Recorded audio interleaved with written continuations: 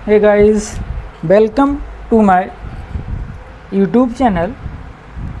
Guys, हम science में light का टॉपिक पढ़ रहे थे और उसमें हम रिफ्लेक्शन ऑफ लाइट पढ़ रहे थे, प्रकाश का अपवर्तन पढ़ रहे थे। अपवर्तन में हमने आपको डेफिनेशन और अपवर्तन के नियम के बारे में आपको समझा दिया था। उसके दो नियम मैंने बताए थे।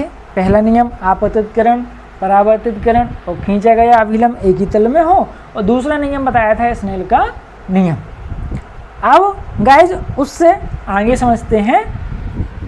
आगे क्वेश्चन है अपवर्तनांक। अपवर्तनांक, हमको अपवर्तनांक के बारे में समझना है। तो अपवर्तनांक रिफ्लेक्टिव इंडेक्स क्या है? तो अभी आप लोगों ने जो लिखा था स्नेल का नियम, स्नेल के नियम के अनुसार आपतन कोण कीजिए और परावर्तन कोण कीजिए का अनुपात एक क्या होता है? नियतांक होता है। ये दूसरा नियम है स्नेल का नियम भी है, या इसको ऐसा लिखा जाता है 1n2 बराबर sin i बटे sin r। मतलब पहले का दूसरे के सापेक्ष अपवर्तनांक। पहला माध्यम यदि सघन है तो इसको पढ़ा जाएगा सघन माध्यम का विरल माध्यम के सापेक्ष अपवर्तनांक। 1n2 को पहले माध्यम के सापेक्ष दूसरे माध्यम का रिफ्लेक्टिव इंडेक्स कहते हैं। तो रिफ्लेक्टिव इंडेक्स के अंतर्गत आता है निरपेक्ष अपवर्तनांक। निरपेक्ष अपवर्तनांक। गाइज नोट डाउन करेंगे निरपेक्ष अपवर्तनांक की परिभाषा। किसी माध्यम का निरपेक्ष अपवर्तनांक निर्वात में प्रकाश की चाल c। प्रकाश की चाल कितनी होती है? 3 गुणा 10⁸ मीटर प्रति सेकंड। निर्वात में प्रकाश की चाल c तथा उस माध्यम में प्रकाश की चाल v के अनुपात के बराबर होता है।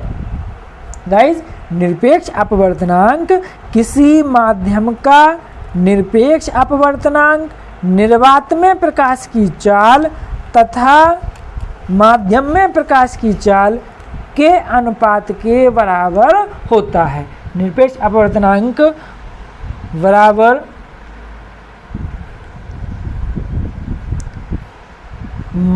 निर्वात में प्रकाश की चाल, निर्वात में प्रकाश की चाल बटे माध्यम में प्रकाश की चाल।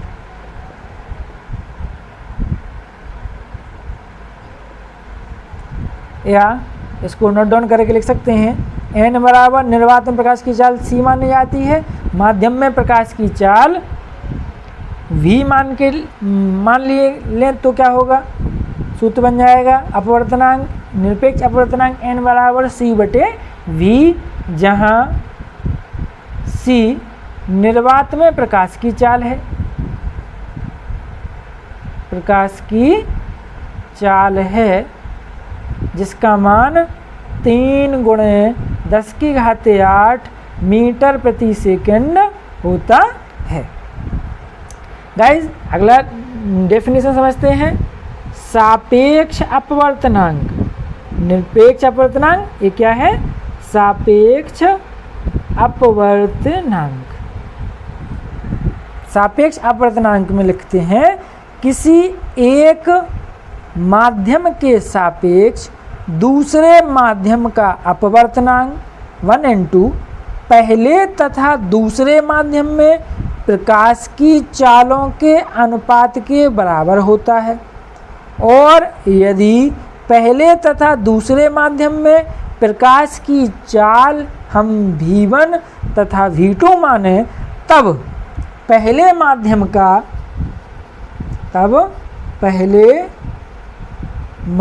का दूसरे के सापेक्ष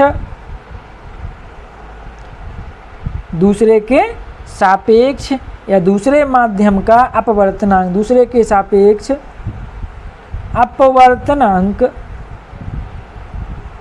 1n2, पहले के सापेक्ष दूसरे माध्यम का अपवर्तनांक बराबर उनकी चालों के अनुपात के बराबर। 1n2 बराबर हो जाएगा v1 बटे v2। v1 बटे v2 क्या है? क्रमशः पहले तथा दूसरे माध्यम में प्रकाश की चालों का अनुपात v1 तथा v2 है। गाइज समझ में आया होगा। अगले आगे बढ़ते हैं, आइए देखते हैं अपवर्तनांक की प्रकाश की तरंग दैर्घ्य पर निर्भरता। तरंग दैर्घ्य पर किस प्रकार प्रकाश का अपवर्तन निर्भर करता है, ठीक है। चूँकि हम जानते हैं कि प्रकाश के अपवर्तनांक का जो कारण है विभिन्न माध्यमों में प्रकाश की चाल v1 तथा v2, प्रकाश की चालों का अलग अलग होना है। अतः यदि माध्यम 1 तथा माध्यम 2 मान लिए जाएं, में प्रकाश की चाल मान के चलें v1 तथा v2 हैं, तब हम लिख सकते हैं प्रथम माध्यम के सापेक्ष दूसरे माध्यम का अपवर्तनांक 1n2 बराबर v1 बटे v2।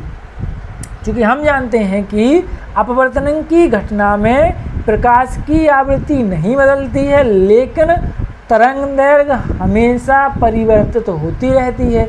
इस दशा में किसी माध्यम में प्रकाश की चाल जो होगी v बराबर v इंटू लैम्डा के बराबर होगी, जहाँ v प्रकाश की आवृत्ति है, लैम्डा प्रकाश की तरंग दैर्घ्य है।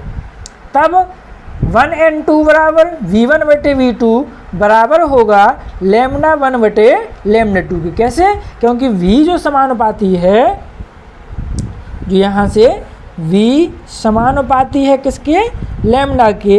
अगर मान लें कि जो v जो न्यू है एक समानुपाती नियतांक है, तब v समानुपाती लैम्डा की हो जाएगी, तो v1 बटे v2 बराबर लैम्डा बटे t2। अतः हम कह सकते हैं कि किसी माध्यम का अपवर्तनांक प्रकाश की तरंग दैर्घ्य पर निर्भर करता है, जो कि निम्न फॉर्मूला n बराबर a प्लस b बटे लैम्डा स्क्वायर का पालन करता है, जहां a तथा b क्या है? नियतांक हैं। आइए आगे समझते हैं। आइए सवाल करते हैं। मैंने क्वेश्चन लिया है, यदि निर्वात में प्रकाश का वेग 3 गुणा 10⁸ मीटर प्रति सेकंड है, तो जल में प्रकाश की चाल ज्ञात कीजिए। सॉल्व करते हैं इसको। निर्वात में प्रकाश की चाल, निर्वात में प्रकाश की चाल c बराबर होती है 3 गुणा 10⁸ मीटर प्रति सेकंड। जल में प्रकाश की चाल, जल मतलब माध्यम, जल में प्रकाश की चाल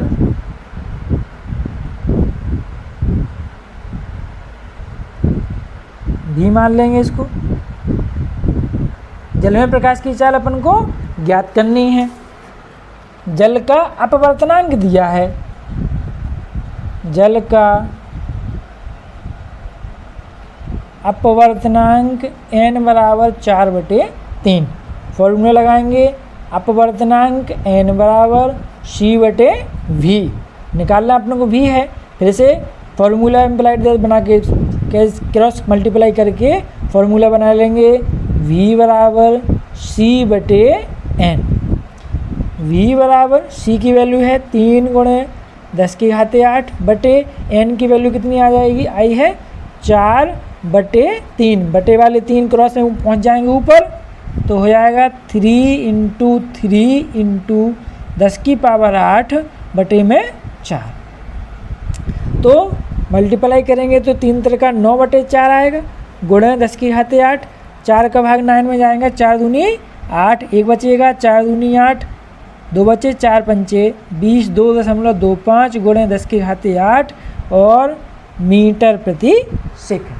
गाइज आंसर आ गया 2.25 इंटू 10⁸ मीटर प्रति सेकंड। तो जो निर्वात में प्रकाश की चाल जो थी उसको अपवर्तनांक से भाग कर दिया, भाग करने के बाद मैथमेटिकल सॉल्व किया, उसका क्या आ जाएगा, आंसर आ जाएगा। आइए अगला क्वेश्चन सॉल्व करते हैं।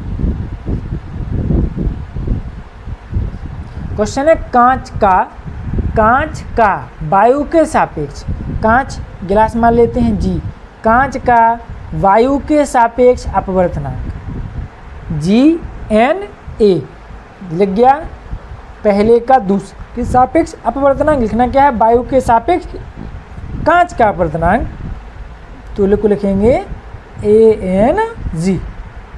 वायु के सापेक्ष कांच का अपवर्तनांक कितना दिया है, 3/2। गाइस कांच का वायु के सापेक्ष अपवर्तनांक दिया था, तो वायु के सापेक्ष कांच का अपवर्तनांक, इसको लिखेंगे ANG। ANG क्या होता है, प्रथम के सापेक्ष दूसरे का अपवर्तनांक, तो वायु के सापेक्ष कांच का अपवर्तनांक बराबर 3/2, कॉमा वायु का, फिर से कांच के सापेक्ष अपवर्तनांक अपन को ज्ञात करना है, GNA निकालना है। यदि इस आधार पर बताएं कि दोनों में से कौन विरल है कौन सघन है, बहुत अच्छा क्वेश्चन है। तो ANG 3/2 है, GNA निकालना है, ANG है 3/2, अपन को पलट के निकालना है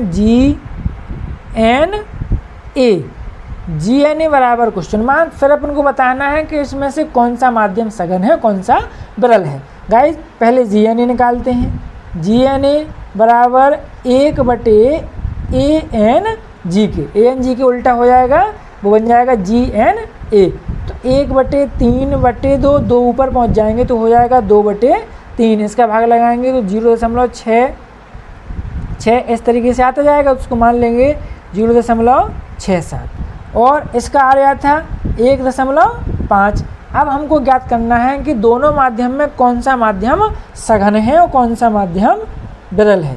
गाइस जिस माध्यम का कांच का या वायु का अपवर्तनांक 1 से अधिक होता है वह माध्यम सघन होता है। तो कांच का वायु के सापेक्ष अपवर्तनांक 1.5 है, 1.5 है। कांच का वायु के सापेक्ष अपवर्तनांक 1 से अधिक है, इसलिए कांच वायु के सापेक्ष कैसा है, सघन है। मतलब जिसका मान 1 से ज़्यादा होगा वह मान सघन होगा। तो कांच का वायु के सापेक्ष अपवर्तनांक जो लिखा था ना, कांच के वायु के सापेक्ष अपवर्तनांक 3/2, वो 1 से ज़्यादा है, इसलिए यह कैसा होगा, कांच वायु के सापेक्ष, कांच वायु के सापेक्ष सघन है। ठीक है ना। आइए क्वेश्चन अगला करते हैं। क्वेश्चन हमने लिया है, कांच तथा जल के वायु के सापेक्ष अपवर्तनांक क्रमशः 3/2 4/3 है। कांच का वायु के सापेक्ष अपवर्तनांक मतलब वायु का कांच के सापेक्ष अपवर्तनांक 3/2 है, तथा जल के सापेक्ष वायु का जल के सापेक्ष अपवर्तनांक 4/3 है, 3 है। तो कांच का जल के सापेक्ष निकालना अपन को क्या है, कांच का जल के सापेक्ष अपवर्तनांक बराबर क्वेश्चन मार्क, फॉर्मूला लगाएंगे ANG, ANW और ANG, ANW और GNW बराबर कितने, 1 के बराबर होगा, इसलिए सूत्र हो जाएगा WNG बराबर ANG बटे ANW। ANG 3/2 divided by ANW 4/3, इसको हल करेंगे 3/2 गुणा 3/4, तो ऊपर 3 3 9, नीचे बन जाएगा 8, तो आंसर आ जाएगा 9/8। ठीक है ना गाइस। तो जल के सापेक्ष कांच का अपवर्तनांक आ गया अपना 9/8। गाइस आगे अपवर्तनांक के लिए हम कुछ उदाहरण समझेंगे और सवाल भी उससे करेंगे, फिर अपन क्रांतिक कोण पूर्ण आंतरिक परावर्तन के बारे में आगे समझेंगे। आपको ये वीडियो कैसा लगा बताएं। वीडियो को लाइक करें, शेयर करें, सब्सक्राइब करें। Thank you. आज हम अपनी इस क्लास में प्रकाश के अपवर्तन पर आधारित कुछ घटनाओं के बारे में अध्ययन करेंगे।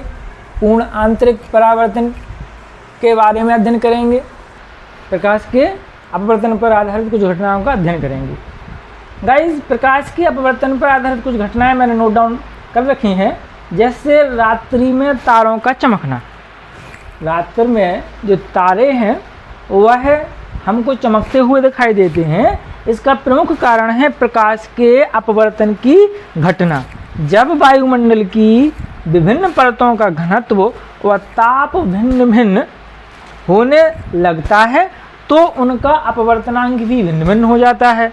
अतः तारों से आने वाला प्रकाश उन परतों से अपवर्तित होकर पृथ्वी पर पहुंचता है और हमें तारे रात्रि में टिमटिमाते हुए दिखाई देते हैं।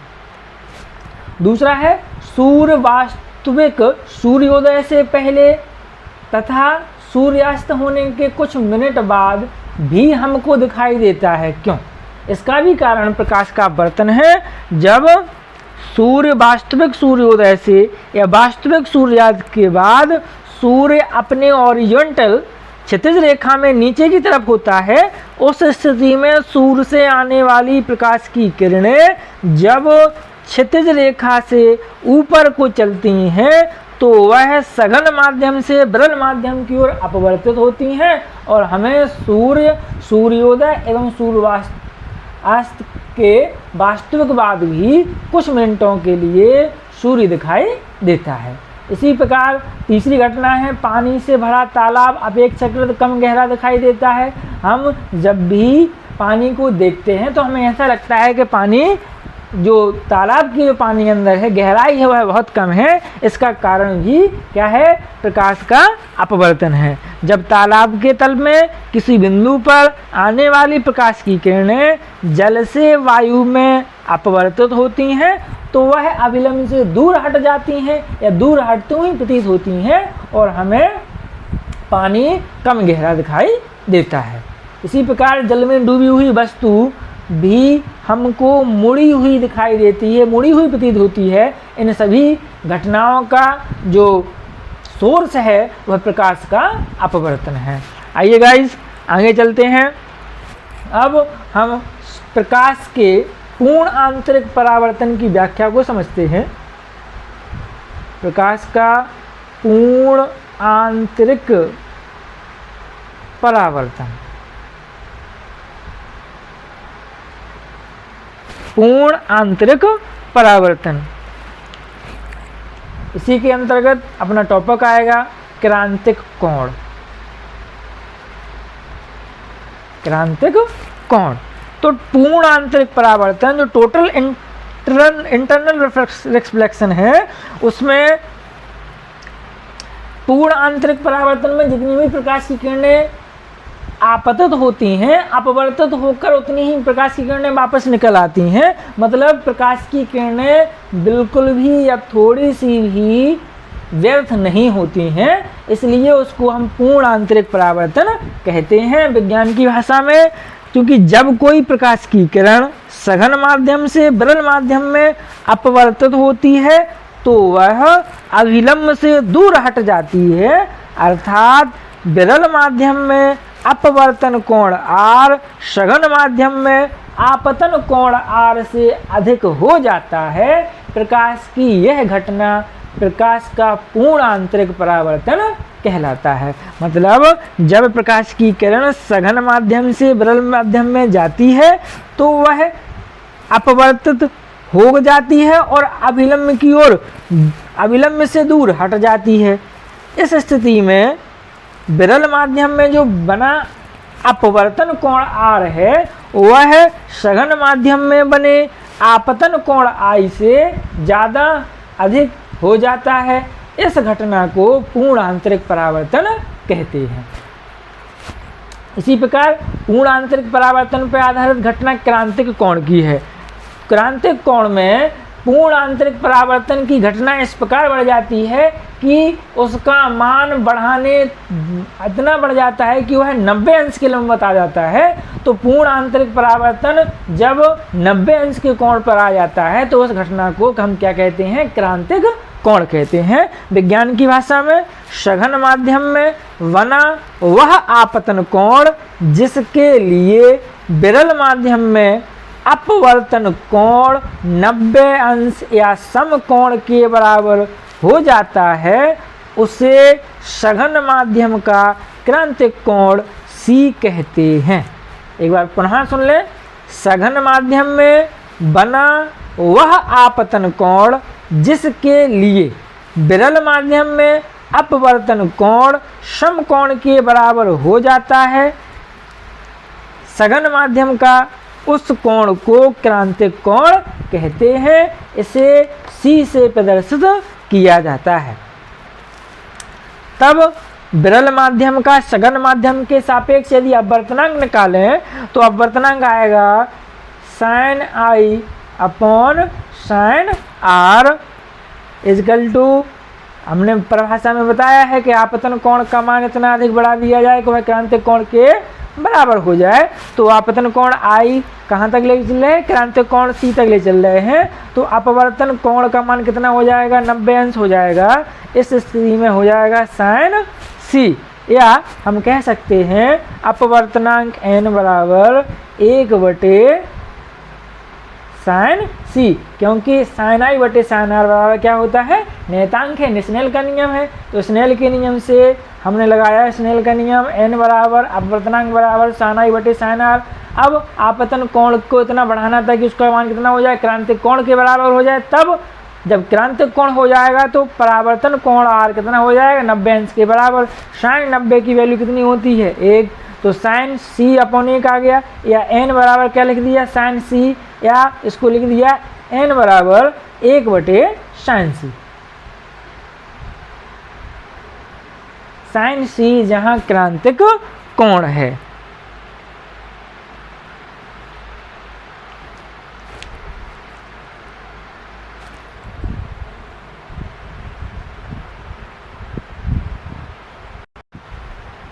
ठीक है ना। क्रांतिक कोण के बारे में समझते हैं। तो क्रांतिक कोण की परिभाषा में लिखा हुआ है कि सघन माध्यम में बना वह आपतन कोण जिसके लिए विरल माध्यम में अपवर्तन कोण R समकोण यानी 90 अंश के बराबर हो जाता है, उसे सघन माध्यम का क्रांतिक कोण C कहते हैं। मान लिया आपतन कोण जो I है वो क्या है, क्रांतिक कोण के बराबर है। तब क्रांतिक कोण जब बराबर है उसके लिए अपवर्तन कोण R बराबर कितना हो जाएगा, 90 अंश हो जाएगा। तब विरल माध्यम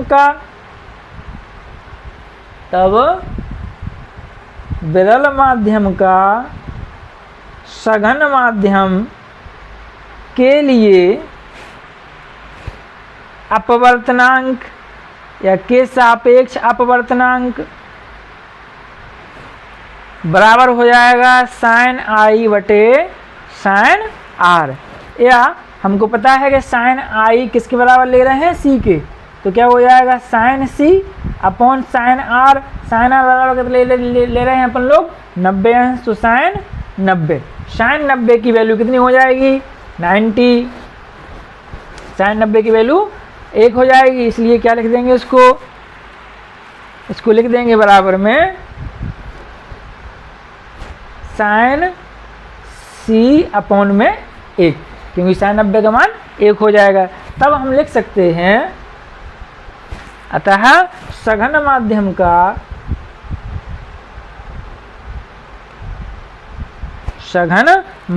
का विरल माध्यम के सापेक्ष अपवर्तनांक n बराबर 1/sin C, क्योंकि यहाँ क्या था, विरल माध्यम का सघन माध्यम के सापेक्ष, यहाँ उल्टा लिख दिया, सघन माध्यम का विरल माध्यम के सापेक्ष अपवर्तनांक, तो उसका भी क्या हो जाएगा, उल्टा हो जाएगा। तो n बराबर क्या आ जाएगा, 1/sin C, जहाँ C क्या है, क्रांतिक कौन है। ठीक है, समझ में आया होगा। अब आगे समझते हैं क्रांतक कोण के आधार पर जो सूत्र निकल के आया है n बराबर 1/sin, तो उससे लिख सकते हैं कि सघन माध्यम से विरल माध्यम के आते हुए प्रकाश की किरणें जब माध्यमों के सीमा पृष्ठ पर क्रांतक कोण से बड़े कोण पर आपतित होती हैं तो प्रकाश की किरणें विरल माध्यम में अपवर्तित न होकर सघन माध्यम में ही चली जाती हैं। प्रकाश की यह घटना प्रकाश का पूर्ण आंतरिक परावर्तन कहलाती है। तो पूर्ण आंतरिक परावर्तन क्या है? जब प्रकाश की किरणें सघन माध्यम से विरल माध्यम की ओर जाती हैं तो उनका मान क्रांतिक कोण से बड़े कोण पर आपतित होती हैं। बड़े कोण से बने उनका कोण 90 अंश से ज़्यादा हो जाता है तो प्रकाश की किरणें अपवर्तित न होकर सीधे ही विरल माध्यम में वापस लौट आती हैं। प्रकाश की इस घटना को पूर्ण आंतरिक परावर्तन कहते हैं। सरल सी भाषा में हम कह सकते हैं कि जब प्रकाश की किरणें क्रांतक कोण C बराबर 90 अंश से अधिक कोण पर 90 अंश से अधिक कोण पर आपतित होती हैं तो वह विरल माध्यम में बिना बिना विचलित हुए सीधे ही अपने माध्यम में वापस लौट आती हैं। प्रकाश की यह घटना प्रकाश का पूर्ण आंतरिक परावर्तन कहलाती है। ठीक ना। आइए पूर्ण आंतरिक परावर्तन पर आधारित कुछ घटनाएं देख लेते हैं। जैसे हम लोगों ने देखा है जब जो कांच के जो गेट होते हैं उनमें अगर थोड़ा सा ही छिद्र हो जाए और उनमें प्रकाश की किरणें डाली जाए तो प्रकाश की किरणें फोकस होकर बहुत तेज चमकने लगती हैं। ठीक है ना, बहुत तेज प्रकाश देने लगती हैं। यही क्या है? पूर्ण आंतरिक परावर्तन है। रेगिस्तान में मरीचिका का चमकना, मतलब रेगिस्तान जो है, रेगिस्तान में गर्मियों के दिनों में यात्री लोग रेत के स्थान पर जल के होने का भ्रम उनको लगने लगता है। मतलब जहाँ रेत होती है वहाँ पूर्ण आंतरिक परावर्तन के कारण रेत जल की जैसी दिखाई देती है, उसको रेगिस्तान का मरीचिका कहते हैं। और यह प्रकाश के पूर्ण आंतरिक परावर्तन पर आधारित घटना है। हीरे का चमकना भी पूर्ण आंतरिक परावर्तन पर आधारित है, क्योंकि हीरा पूरी प्रकाश की किरणों को अपवर्तित कर देता है। मतलब बिल्कुल भी प्रकाश की किरणें व्यर्थ नहीं जाती हैं और उनको एक किरण पुंज के रूप में प्रकाश की किरणों को भेजता है और हमें हीरा बहुत चमकदार दिखाई देता है। इसी प्रकार जल में जब कोई परख नली रखते हैं तो परख नली हमें चमकीली हुई दिखाई देती है। इन सब का कारण जो है प्रकाश के पूर्ण आंतरिक परावर्तन का आधारित घटना है। आइए गाइज आगे समझते हैं। एक टॉपिक आता है प्रकाशिक तंतु। परीक्षा की दृष्टि से बहुत मुश्किल है, कभी कभी परीक्षा में यह टॉपिक पूछ लिया जाता है। प्रकाशिक तंतु तो प्रकाशिक तंतु प्रकाश के पूर्ण आंतरिक परावर्तन पर आधारित एक घटना है जिसमें किसी प्रकाश सिग्नल को प्रकाश के ही रूप में एक स्थान से दूसरे स्थान पर तीव्र गति से बिना ऊर्जा के हानि हुए भेजा जाता है। गाइस फिर से सुनिए, प्रकाशिक तंतु प्रकाश के पूर्ण आंतरिक परावर्तन पर आधारित घटना है। इस घटना में प्रकाशिक सिग्नल को बिना ऊर्जा हानि हुए एक स्थान से दूसरे स्थान तक भेजा जाता है। ठीक है ना गाइज। प्रकाशिक तंतु जो है पूर्ण आंतरिक परावर्तन पे ऐसी घटना है जो प्रकाशिक संदेशों को एक स्थान से दूसरे स्थान पर ले जाती हैं और इसमें ऊर्जा का बिल्कुल भी ह्रास नहीं होता है। ठीक है ना। मतलब अगर प्रकाश की किरणें इस प्रकार से आपतित हुई आपतित प्रकाश की किरणें इस प्रकार से आपतित हुई कि प्रकाश की किरणें बिना व्यर्थ हुए, बिना हानि हुए सीधे ही निर्गत प्रकाश की किरण में माने अगले अपने गंतव्य स्थान तक पहुंच जाती हैं और इसमें बिल्कुल भी ऊर्जा की हानि नहीं होती है। इसलिए यह प्रकाश के पूर्ण आंतरिक परावर्तन पर आधारित घटना है और प्रकाश के सिग्नलों को एक स्थान से दूसरे स्थान पर भेजना प्रकाशिक तंतु कहलाता है। आइए इस लेसन पर आधारित कुछ न्यूमेरिकल सॉल्व करते हैं। आइए क्वेश्चन देखते हैं। मैंने क्वेश्चन लिया है, किसी 200 मीटर मोटाई की कांच की एक पट्टी है जिसका अपवर्तनांक 1.5 है। यह पट्टी लंबवत रूप से प्रकाश में गुजरती है, तो प्रकाश के गुजरने में कितना समय लगेगा? ठीक है ना गाइज। तो कांच का जो अपवर्तनांक है, आइए सॉल्व करते हैं। कांच का जो अपवर्तनांक है n बराबर है 1.5। कांच के लंबवत एक प्रकाश की किरण गुजरती है किसी मोटाई की। कांच की जो मोटाई है, कांच की मोटाई स्मॉल t बराबर कितनी है? 200 मीटर। कांच की मोटाई से लंबवत प्रकाश की किरण गुजारी जाती है और हमको गुजरने में लगे समय की गणना करना है। समय t बराबर क्वेश्चन मार्क। तो कांच का आवर्तनांक दिया है तो माध्यम में प्रकाश की चाल हमको निकाल लेनी चाहिए। तो कांच का या कांच की चाल या कांच का वेग v बराबर c/n हो जाएगा, क्योंकि n बराबर होता है c/v। c की वैल्यू होती है 3 × 10⁸। n की वैल्यू अपन को दिया है 1.5। दशमलव हटाएंगे 30 हो जाएगा, 5 × 2 = 30। तो कांच की जो चाल आ जाएगी वो आ जाएगी 2 × 10⁸ मीटर प्रति सेकंड। तो कांच की जो चाल है, कांच में प्रकाश की जो चाल है वो 2 × 10⁸ है। अब 2 × 10⁸ से कोई प्रकाश की किरण चल रही है तो कांच की पट्टी से गुजरने में लगा समय, तो समय निकालना है। समय बराबर सूत्र लग जाएगा दूरी बटे चाल। दूरी कुल कितनी है? 200, क्योंकि मोटाई है। और चाल कितनी आई है? 2 × 10⁸। 2 बिंदी से इसकी 2 बिंदी कट जाएंगे, 6 बचेंगे, 2 से 2 कट जाएंगे, ऊपर बचेगा 1 × 6 जाएंगे ऊपर, तो हो जाएंगे -6। तो इतने सेकंड, मतलब 1 माइक्रो सेकंड में कांच में से प्रकाश गुजर जाएगा। कांच गुजर जाएगा।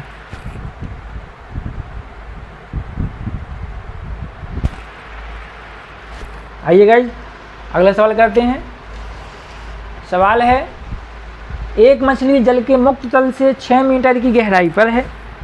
यदि एक व्यक्ति जल में ऊर्ध्वाधर दिशा में देखता है तो उसे मछली की गहराई कितनी गहराई पर दिखाई देगी? और हमको दिया है जल का अपवर्तनांक 4/3 है। अपवर्तनांक n बराबर कितना दिया है? 4/3।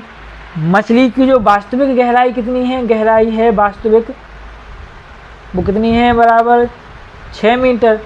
अब आभासी गहराई निकालनी है। आभासी गहराई बराबर क्वेश्चन मार्क। फॉर्मूला लगाएंगे। अपवर्तनांक n बराबर वास्तविक गहराई बटे आभासी गहराई। वास्तविक गहराई कितनी है? 6। आभासी गहराई हमको निकालनी है, तो इसको x मान लेते हैं। n बराबर कितना दिया है? 4/3। क्रॉस मल्टीप्लाई करेंगे। Implied that 6 × 3 = 4 × x। x की वैल्यू चाहिए है, तो 6×3 = 18 और बटे में आ जाएगा 4। 2 से 9 बार, 2 से 2 बार, 9/2 बराबर 4.5 मीटर आभासी गहराई होगी।